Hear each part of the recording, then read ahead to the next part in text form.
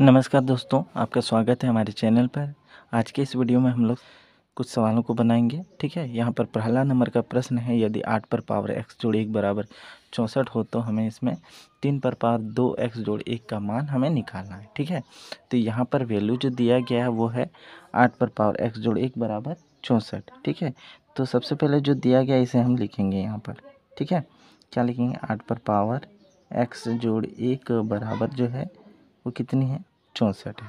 ठीक है, अब देखिए यहाँ पर 8 है और इस जगह 64 है, तो ऐसा करते हैं, इसे 8 के रूप में हम लिखेंगे। ठीक है, तो कैसे करेंगे? देखिए 8 पर पावर x जोड़ 1 बराबर 64 को हम ऐसे भी लिख सकते हैं 8 पर पावर 2। ठीक है, क्योंकि 8 पर पावर 2 मतलब 8 यहाँ 2 बार गुना के फॉर्म में, तो 8 कितनी होती है? तो 64 होती है। तो इस 64 की जगह पर लिखेंगे 8 पर पावर 2। ठीक है, अब देखिए यहाँ 8 आधार है। ठीक है, और x जोड़ 1 घात है, और इसमें 8 आधार है और 2 घात है। तो देखिए आधार यहाँ सेम सेम है। ठीक है, आधार सेम सेम है।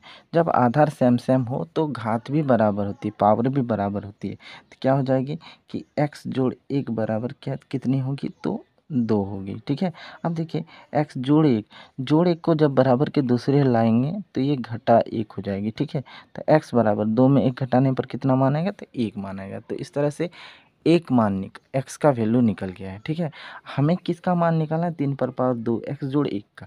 तो हम यहाँ पर लिखेंगे 3 पर पावर 2 x जोड़ 1। ठीक है, अब देखिए x के जगह पर हमें 1 लिखना है। ठीक है, 3 पर पावर 2, यहाँ x है ना, इस जगह गुना छिपा हुआ, तो 2 गुना x के रूप में है, तो x का वैल्यू कितनी है निकाले हैं?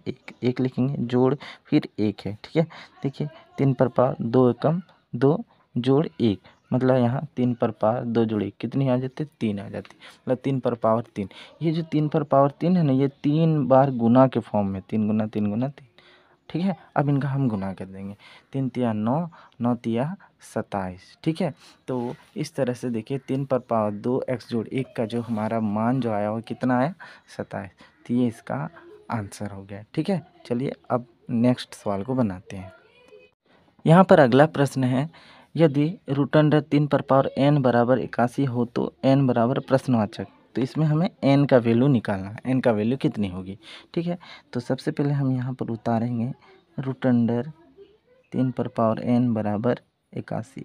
यहाँ पर ना रूट स्क्वायर रूट है। ठीक है, जब स्क्वायर रूट को दूसरी ओर लेंगे ना, कर देंगे, तो ये स्क्वायर हो जाएगी, मतलब इधर में वर्गमूल है, जब दूसरी ओर कर देंगे बराबर के तो वो वर्ग हो जाएगी। ठीक है, तो 3 पर पावर n बराबर इस स्क्वायर रूट को इधर करेंगे तो इधर में स्क्वायर हो जाएगा, मतलब 81 का यहाँ हम स्क्वायर लिखेंगे। ठीक है, घात 2 लिखेंगे। तो देखिए 3 पर पावर n बराबर 81 का स्क्वायर, इसे 81 गुना 81 लिख सकते हैं। अब देखिए हमें क्या करना है, 3 पर पावर n बराबर इस 81 को तोड़ देंगे। ठीक है, 81 का हम अभाज्य गुणनखंड करेंगे, तो 81 देखिए ये 3 से कट जाती है। ठीक है, 3 दूना 6, 8 में 6 घटाएंगे 2 बचेगा, यहाँ 2 21 बना, 3 से 21, फिर ये 3 से कटेगी, 3 नाम 27, फिर 3 से 3 तिया 9, फिर 3 एकम 3। देखिए ये जो ना 3 गुना 3 गुना 3 गुना 3, ठीक है, इसके फॉर्म में, मतलब 3 यहाँ कितनी बार? 4 बार है, तो 3 पर पावर 4 लिख सकते हैं। किसको? 81 को। तो 81 की जगह लिखेंगे 3 पर पावर 4 गुना, फिर यहाँ 81 है तो ये 3 पर पावर 4।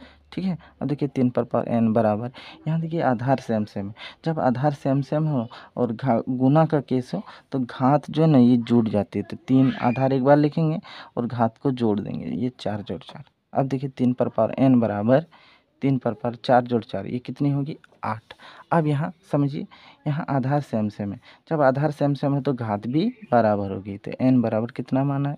8। हमें तो इसमें n का ही मान निकालना था ना, तो n का वैल्यू कितना है? 8। ये हमारा आंसर आ गया। ठीक है, तो उम्मीद करता हूँ कि आपको इस तरह के प्रश्न समझ में आगे होंगे।